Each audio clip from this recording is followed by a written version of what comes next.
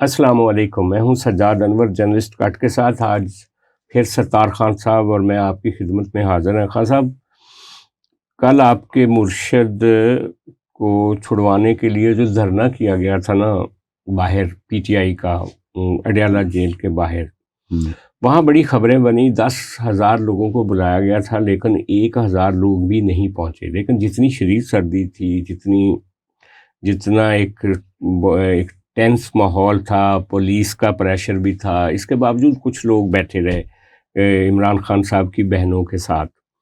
لیکن معاملہ یہ ہے کہ پی ٹی آئی بڑی سخت ناراض ہے رات سے۔ جو D G I S P R کی پریس کانفرنس تھی، اس میں جو الفاظ استعمال کیے گئے عمران خان صاحب کے بارے میں، جو پی ٹی آئی کے بارے میں، جیسے ہم نے کل بھی کہا تھا کہ ان کی جو اسمبلی ہے کے پی والی اسمبلی، اس کے بارے میں بھی کچھ ایسے الفاظ بولے گئے۔ اگر خدا نخواستہ کے پی اسمبلی جو ہے وہ کوئی ریزولوشن ہی پاس کر دیتی ہے کہ یہ ہمارا استحقاق مجروح ہوا ہے ان باتوں سے، تو ملک کے اندر میں سمجھتا ہوں کہ یہ اچھی چیز نہیں، کیونکہ دیکھیں آج جو طالبان کا رد عمل آیا نا اس ساری پریس کانفرنس پر، اس سے یہ لگتا ہے کہ وہ پاکستان کے اندر جو ایک اختلافات ہیں اس کا ناجائز فائدہ اٹھا رہے ہیں۔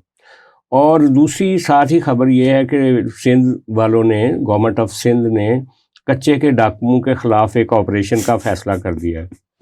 اب ان دونوں پہلوؤں پہ بات کرتے ہیں۔ پہلے تو آپ ذرا اپنے مرشد صاحب کے لیے جو لوگ نہیں نکلے ان کے بارے میں بتائیں کہ یار 10,000 لوگ پی ٹی آئی کے لیے اکٹھے کرنا کون سا کوئی مسئلہ تھا؟ بہت مسئلہ ہے۔ کیسے؟ کارنیگی انٹرنیشنل کا، کارنیگی انٹرنیشنل کو جانتے ہیں، اور انٹرنیشنل پیس۔ کارنیگی انٹرنیشنل وہ ہے جو اس کی جو سالانہ سیلری بجٹری ایلوکیشن ہے، سیلری بجٹ وہ کوئی 8 ارب کے قریب ہے۔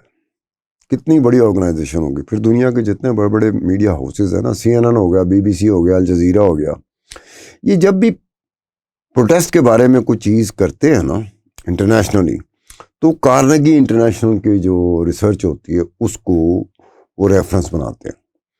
میں نے بھی کارنیگی انٹرنیشنل کی رپورٹ پڑھی ہے 2017 سے 2025 تک۔ ایک کارنیگی رپورٹ کا مرشد کی سیاست سے کیا تھا؟ آگے آئے نا، آپ نے کہا نا 10,000 تو 1,000 اکٹھا ہوا۔ کارنیگی انٹرنیشنل کی رپورٹ 2017 سے 2025 تک کی ہے۔ جو میکسیمم لوگ اکٹھے کر سکی پی ٹی آئی پاکستان میں وہ 10,000 تھے۔ نہ کریں یار، یہ تو دل توڑ رہے ہیں آپ ہمارے فوٹوگرافر کا بھی، اور وہ ٹوٹتا ہے تو بھاڑ میں جائے یار۔ میں نے کوئی فیکٹس لاہور والا جلسہ تو اتنا بڑا جلسہ تھا، میں 2017 سے 2025 تک کی بات کر رہا ہوں۔ اچھا، یہ 2017 سے 2025 یعنی کہ 8 سالوں کے دوران نہ صرف یہ کہ پی ٹی آئی 10,000 سے زیادہ بندے اکٹھے نہیں کر سکی، بلکہ پیپلز پارٹی اور مسلم لیگ نون بھی 10,000 سے زیادہ نہیں اکٹھے کر سکی تھی۔ یہ اب سنتے جاؤ۔ سب سے زیادہ جو بندے اکٹھے کر سکے گا پروٹیسٹ میں، جو پیک پارٹیسپیشن تھی، وہ پشتون تحفظ موومنٹ کی تھی، 50,000۔ اب دیکھیں، پشتون تحفظ موومنٹ کوئی مین سٹریم پولیٹیکل پارٹی نہیں ہے، لیکن جب ان کے مظاہرے ہوتے ہیں، مولانا فضل الرحمان ملین مارچ کرتے رہیں گے۔ ملین مارچ کا تو یار، ملین مارچ کے اوپر تو باہر ویسٹ میں یہ بات چلتی رہی کہ ملین مارچ کا جو نعرہ دیتے ہیں نا اس پر پابندی لگا دی جائے کہ ملین مارچ کا نعرہ دیتے ہیں 33,000 بندہ ہوتا ہے۔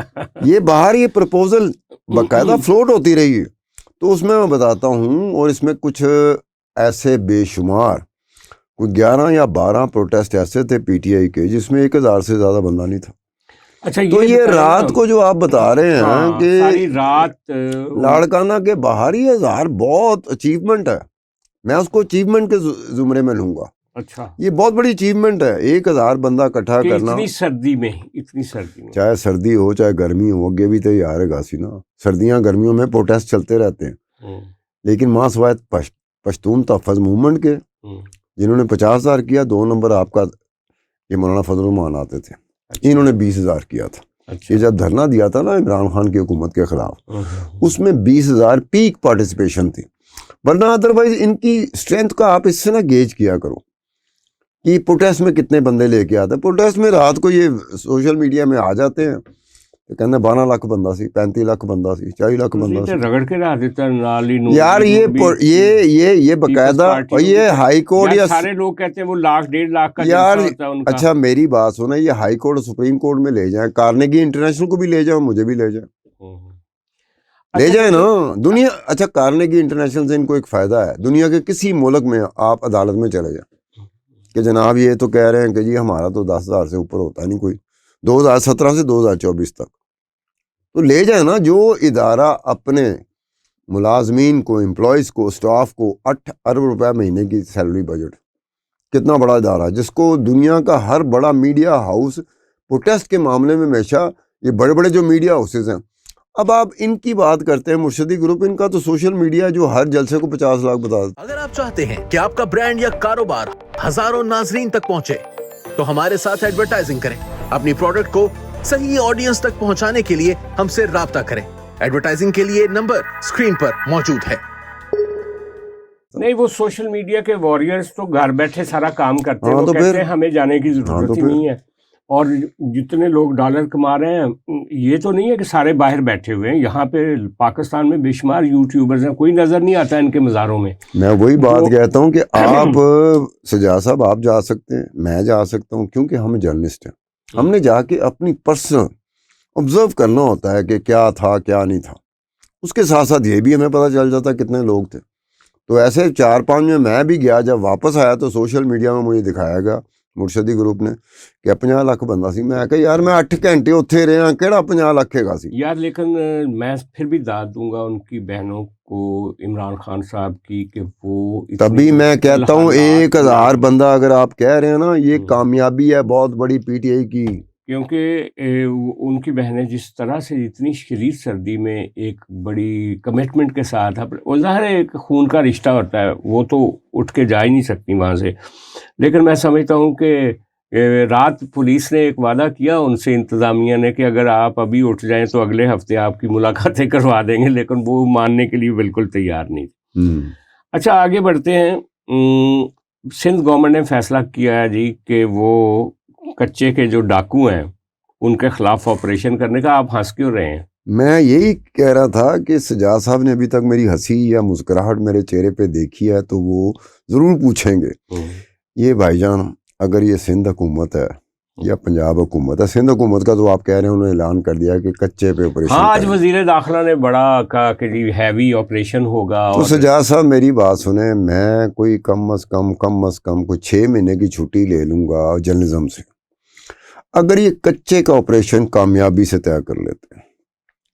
अगर इन्होंने बड़के मारनी है, सिर्फ मीडिया में रखना है, ऑफिशियल जो प्रेस रिलीजेस आती हैं, प्रेस कॉन्फ्रेंस आती है, उसकी मैं बात नहीं करता, ऑन ग्राउंड रियलिटीज़ की बात करता हूँ।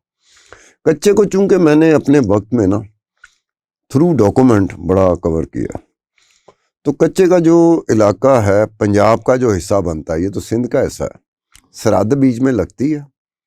कच्चे का सबसे बड़ा एडवांटेज ये है, हालात यहाँ पे टाइट हों पंजाब हुकूमत की तरफ से तो सिंध चले जाते हैं, बलूचिस्तान चले जाते हैं, बलूचिस्तान के पहाड़ों पे चले जाते हैं। अगर वहाँ कोई हालात हों तो वो ये डीजी खान राजनपुर आ जाते हैं। ये इनका एरिया जो है ये बाकायदा तालिबान के लिए, दहशतगर्द तंजीमों के लिए और स्लीपर सेल्स के लिए। स्लीपर सेल्स बड़े खौफनाक टर्म है, कई लोग फिर किसी वक्त बात करेंगे कि स्लीपर सेल्स क्या होते हैं। स्लीपर सेल्स के लिए आइडियल जो जगह थी वो कच्चे का इलाका होता था, चाहे वो सिंध का हो चाहे पंजाब का हो, और बलूचिस्तान की वो पहाड़ियाँ जो साथ जुड़ जाती हैं। तो ये उनको पनाह देते थे, तालिबान को भी, टीटीपी को भी और मुख्तलिफ दहशतगर्द तंजीमों को। वक्त आने पे वो लोग, वो तंजीमें कच्चे के जो गैंगस्टर होते थे इनको पनाह देती थी। और फिर ये था कि जब मैंने इस पे इन्वेस्टिगेशन की थी तो मियां मंशा को आप जानते होंगे, कितना बड़ा सनतकार है इस पूरा मुल्क का, पाकिस्तान जानता है जी। पूरा पाकिस्तान जानता है। अमीर तरीन आदमी पाकिस्तान के। पाकिस्तान का डॉक्यूमेंटेड अमीर तरीन आदमी है। अब मियां मंशा के बारे में एक और बात भी मशहूर है कि वो मियां नवाज शरीफ के बहुत करीब सनतकारों में से एक है। अब मियां मंशा की वहाँ पे डीजी सीमेंट है। डीजी सीमेंट से जो सीमेंट निकलता था, जो ट्रकों पे ट्रॉलों पे जाता था, ऑनवर्ड जब उनकी मूवमेंट होती थी तो मियां मंशा और उसकी डीजी सीमेंट को, मैनेजमेंट को हर बोरी पे 100 रुपये देना पड़ता था। ابراہیم لاڈی گینگ کو، ورنہ ان کے ٹرک نہیں جا سکتے تھے، ان کے ٹرالے نہیں جا سکتے تھے۔ اسی طرح سے یہ ہے کہ وہاں پر کئی گینگسٹرز ہیں، میں نے 18 گینگسٹرز کے اوپر کام کیا تھا۔ کوئی گینگسٹر ایسے بھی ہیں جن کے پاس اینٹی ایئر کرافٹ گنز ہیں، جی ہاں جی ہاں جی اور وہ مورچے بناتے ہیں، قلعے بناتے ہیں، لڑتے ایسے ہی ہیں جیسے دہشت گرد تنظیمیں نہیں لڑتی۔ اگر پولیس مقابلے پہ آ جاتی ہے تو پولیس، بے شمار دفعہ یہ ہوا ہے کہ وہ پولیس کے لوگوں کو، پولیس ان کو یرغمالی بنا لیتے ہیں، اور پھر ڈیمانڈ کیا کرتے ہیں کہ جناب یہ ہم نے یرغمالی بنا دیا، اب ہمارا فلانا بندہ آپ کے قبضے میں، چھوڑ دیں ان کو چھوڑ دیں۔ اس کے بعد یہ ہوتا ہے کہ بیلٹ جو ہے، کچے کی بیلٹ، میں پنجاب کی بات کر رہا ہوں، ڈی جی خان اور راجن پور، کون سا ایم این اے ہے، چاہے اس کا کسی بھی سیاسی جماعت سے تعلق ہو، کون سا ایم پی اے ہے، کون سا وہ بندہ، سیاسی بندہ جو منتخب ہو کے آتا ہے اور بعد میں وزارت اس کے پاس ہوتی ہے، جو کچے کے گینگسٹر کے ساتھ اس کا ایک میل جول ہے، نہ اس سیاستدان کا، ایم این اے کا، ایم پی کا کام کچے کے گینگسٹر کے بغیر چل سکتا ہے، نہ گینگسٹر کچے کے گینگسٹر کا کام ان لوگوں کی سپورٹ کے بغیر چل سکتا ہے۔ تو یہ ایک ایسا نیکسس ہے، اگر گورنمنٹ اگر سیریس ہو، وہ یہ نہ دیکھے کہ یہ ایم این اے ہے، یہ ایم پی اے ہے، یہ منسٹر ہے، یہ ہماری وزارت ہے، فلانی وزارت ہے، اس کا انچارج منسٹر ہے، وہ بالکل اس کا خیال نہ کریں، وہ آ جائیں۔ وہ اگر ایسا کرنے میں کامیاب ہوتے ہیں تو پھر میں وہ بات کرتا ہوں کہ ان کا کوئی چانس ہے۔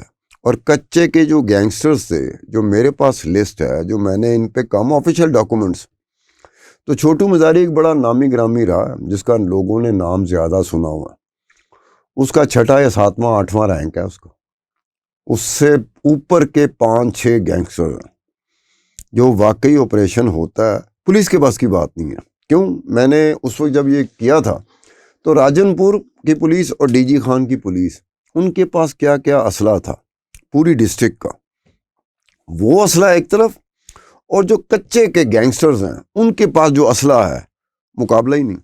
ہاں، لیکن خان صاحب جو آپ نے تو اس پہ اچھی لمبی چوڑی ایک ریسرچ کیا، لیکن میرا پوائنٹ آف ویو یہ ہے کہ یہ کوئی ایک صوبہ اور ایک صوبے کی پولیس جو ہے وہ کسی بھی جگہ پہ اپنے ایریا میں کچے کے ڈاکو کے خلاف کوئی بڑا آپریشن کرنے میں کامیاب نہیں ہو سکتی۔ وجہ یہ ہے کہ یہ دریائے سندھ، جہاں سے دریائے کابل دریائے سندھ میں گرتا ہے نا، کالا باغ، میاں والی سے ذرا پہلے، کالا باغ سے تھوڑا پہلے، وہاں سے آگے ایک کچے کا علاقہ شروع ہو جاتا ہے ڈیرہ اسماعیل خان کے پاس سے، اور یہ جاتا ہے بالکل سندھ میں کشمور تک۔ تو وہاں ایک یہ جو ڈیرہ اسماعیل خان سے لے کر راجن پور تک جو پارٹ ہے دریائے سندھ کا، اس کے کنارے لگتے ہیں بعض قبائلی علاقوں کے ساتھ بھی۔ تو یہ جو اسلحہ ہے اور یہ جو راکٹ لانچرز ہیں، یا یہ جو غیر ملکی اسلحہ ہے جو کہ جنگوں میں استعمال ہوتا ہے، ایون فوجیں استعمال کرتی ہیں، یہ تھرو افغانستان سمگل ہو کے ان ڈاکوؤں کے پاس آتا ہے، اور ان ڈاکوؤں کی سپلائی لائن ہے ہی افغانستان۔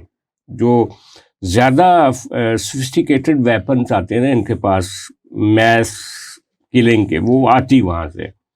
اچھا، پہلی بات یہ ہے کہ ان کے خلاف کوئی بھی آپریشن اس وقت تک کامیاب ہو ہی نہیں سکتا جب تک ان کی پہلے سپلائی لائنز جو ہے نا ارد گرد سے وہ کاٹی نہ جائیں۔ تو اس کے لیے کوئی ایک صوبے کی پولیس یا کوئی ایک صوبے کے ایکسٹرا پولیس جو دوسرے لوگ ہوتے ہیں، جیسے پولیس کے علاوہ کئی فورسز ہوتی ہیں، وہ پیراملٹری، وہ بھی مل کے نہیں کر سکتے۔ یہ پاکستان کی ملٹری، پاکستان کے تینوں صوبوں کی فوج، اور اس کے ساتھ ہی ساتھ اللہ بھلا کرے آپ کا یہ جو پیراملٹری ٹروپس ہیں، اور سب سے زیادہ انٹیلیجنس کا کام ہے، یہ ایسی انٹیلیجنس جو وہاں پہ، تو ایک افیکٹو اور ایک بڑے پیمانے پہ آپریشن ہوگا تبھی کوئی نتیجہ برآمد ہوگا۔ یہ آپ کی باتوں سے میں نے ایک بات آپ کو کہنا بھول گیا تھا کہ چھوٹو مزاری کا ایک وقت میں 2016 میں نا بڑا اس کا ڈنکا بجتا تھا، جی پورا ملک جانتا تھا کہ چھوٹو مزاری کوئی ہے گینگسٹر جو ان کے ہتھے نہیں چڑھتا، انہیں تباہی مچائی ہوئی ہے۔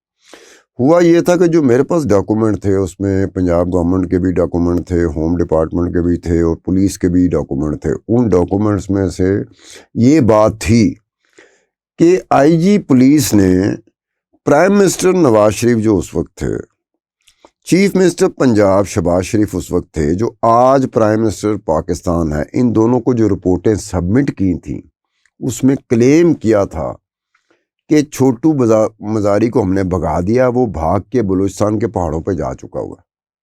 جو کہ یہ بات کس کو کہی تھی؟ آئی جی پنجاب, جو اس وقت میرے ذہن میں نہیں آ رہا اس وقت آئی جی پنجاب کون تھا, اس کی رپورٹ سبمٹ ہوئی تھی پرائم منسٹر نواز شریف اور شہباز شریف کو. اس کے بعد کیا ہوا؟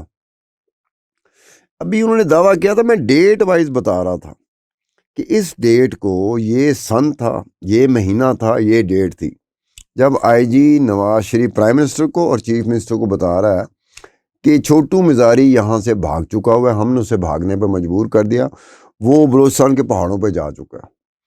کچھ ہی دن بعد چھوٹو مزاری نے انی پائی سی اسی کچے کے ایریا میں. میں نے پھر کہا آئی جی نے, پنجاب کے آئی جی نے اور پنجاب کی حکومت نے نواز شریف, پرائم منسٹر نواز شریف اور چیف منسٹر شہباز شریف کو ماموں بنایا. یہ اکثر بیچارے بیوروکریٹس یہی کرتے ہیں نا, وہ کرتے تو یہی ہیں, پولیٹیکل لیڈرشپ کو نہیں پتا ہوتا. لیکن یہاں میں ایک اویکننگ ضرور دوں گا, ایک آواز ضرور دوں گا, کیونکہ آواز جو ہوتی ہے نا وہ کوئی سنتا تو نہیں ہے. بدقسمتی سے زمانہ گزر جاتا ہے, نقصان زیادہ ہو جاتا ہے, قتل و غارت, خون بہتا ہے, پھر ہماری ریاست حرکت میں آتی ہے اور کہتی ہے کہ یہ خارجی ہیں اور فلاں نے ان کے ساتھ لڑا. یعنی میں آپ کو بتاؤں 97 میں میں سوات میں گیا تھا جب صوفی محمد کی پہلی تحریک تھی. اگر اس تحریک کو ایڈریس کر دیا جاتا اس وقت تو شاید بعد میں طالبان کا سوات پہ قبضہ نہ ہوتا. آج بھی میں یہ کہہ رہا ہوں کہ یہ جو کچے کے ڈاکوؤں کا مسئلہ ہے جو ڈیرہ اسماعیل خان سے راجن پور سے لے کر کشمور تک ہے, اس کو اگر ہماری ریاست نے کلیکٹیو ویژن اور طاقت کے ساتھ نہ کچلا آج, تو یہ طالبان سے بڑا, ٹی ٹی پی سے بڑا پاکستان کے لیے ایک مسئلہ بن سکتا ہے. اور کوئی بھی دشمن ان کو بہت برے طریقے سے استعمال کر سکتا ہے, کیونکہ وہ بارود کا ایک ڈھیر ہے جو دریائے سندھ کے اوپر سینکڑوں کلومیٹر تک پھیلا ہوا ہے, رائٹ سائڈ پہ بھی لیفٹ سائڈ پہ بھی. اور پھر وہاں پہ ایک اکانومی ہے یار کچے کے ڈاکوؤں کی. وہاں پہ یہ جو جتنا فلڈ ایریا ہے, جو کچے کا علاقہ, اس کی ساری ایگریکلچر, اس کی ساری فصلیں ان کی دسترس میں, ایک بہت بڑی اکانومی ہے ان کے پاس. تو جب تک آپ اس اسٹیٹ ود ان اسٹیٹ جو ہے نا, کہتے ہیں نا کہ اسٹیٹ ود ان اسٹیٹ بہت سارے ادارے ہیں, لیکن یہ اسٹیٹ ود ان اسٹیٹ ایک کچے کا سجاد صاحب, اس میں ایک اور چیز تھی کہ ان کچے کے گینگسٹرز کی وجہ سے سی پیک کا ہم نے بڑا نام سنا ہے, ہر جگہ پہ کہا جاتا ہے گیم چینجر, یہ چینجر. سی پیک کے روٹس جو تھے نا وہ ان کے انفلوئنس میں آ چکے ہوئے تھے. جی ہاں, جی ہاں, بالکل ٹھیک. یعنی کہ جو آپ کو کہتے ہو کہ آپ کی اکانومی کو بیل آؤٹ کریں گے اور گیم چینجر ہوں گے, اگر اس کے روٹس وہ ان کے انفلوئنس میں آتے ہیں تو پھر کیا حال ہوگا. ایسی ہی بات ہے. لیکن کل تو میں بڑا حیران ہو رہا تھا, ایک صاحب بتا رہے تھے کہ یہ جو ایون آپ کی بلوچستان سے کے بارڈر سے جو افغانستان سے آپ کا آتا ہے نا زیارت سے, وہ سوری ایک علاقہ ہے جہاں سے افغان بارڈر سے ہماری 2 بارڈر ہیں, ایک تفتان کا ہے, ایک چمن کا, چمن کا. تو وہ کہہ رہے تھے کہ چمن سے جب ایک گاڑی کلیئر ہوتی ہے نا, دیکھ جو ان کا سرکاری ہوتے ہیں کسٹم کے پیسے, اور وہ جب شہر تک پہنچی ہے تو ان کو یقین نہیں ہوتا کہ راستے میں انہوں نے کتنی چنگیوں پہ کتنے پیسے دینے ہیں, اور جو ایکسٹرا لوگوں کو, بدماشوں کو پیسے دینے ہیں ایریا میں کتنے دینے ہیں.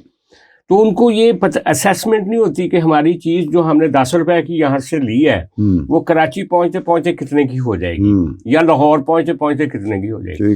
تو وہ صاحب کہہ رہے تھے کہ ایک اسی طرح کا گینگ ہے, وہ ایک پرچی دیتا ہے آپ کو چمن سے کہ یہ ہماری پرچی ہے, اتنے پیسے آپ دے دیں, آپ کو راستے میں کوئی سرکاری اہلکار یا کوئی غیر سرکاری بدماش نہیں پوچھے گا. یعنی ان کا پورے روڈ پہ عملداری ہے, وہ ایک یکمشت پیسے لیتے ہیں اور وہ ٹرک والا پھر آنکھیں بند کر کے اپنی ڈیسٹینیشن پہ پہنچتا ہے, اس کو پتہ ہوتا ہے کہ میری آؤٹ پٹ کے میں نے کتنے پیسے دینے کے. یعنی جب آپ کے ملک میں قوانین کا اطلاق جو ہے اور جو صورتحال وہ ایسی ہو, تو پھر آپ کیسے کہہ سکیں گے کہ ہم اپنے شہریوں کی اور ان کی جان و مال کی حفاظت کر سکتے ہیں.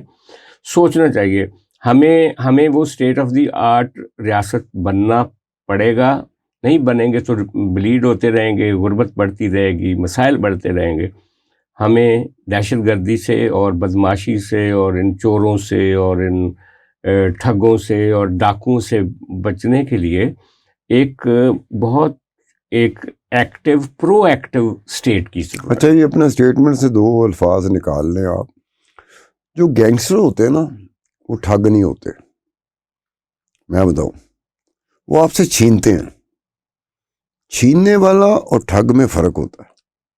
یہ بات آپ ذرا دے دے گے کہ وہ چھینتے ہیں اور وہ ڈنڈی پٹی اوپر سے انفلوئنس ہوتا ہے. لیکن کرائم کی جو اکانومی ہوتی ہے اس میں ٹھگ بھی ہوتے ہیں, اس میں کرمنل بھی ہوتے ہیں, اس میں گینگسٹر بھی ہوتے ہیں. تو آج کے لیے اتنا ہی, کل پھر آپ سے ملاقات ہوگی. بہت شکریہ.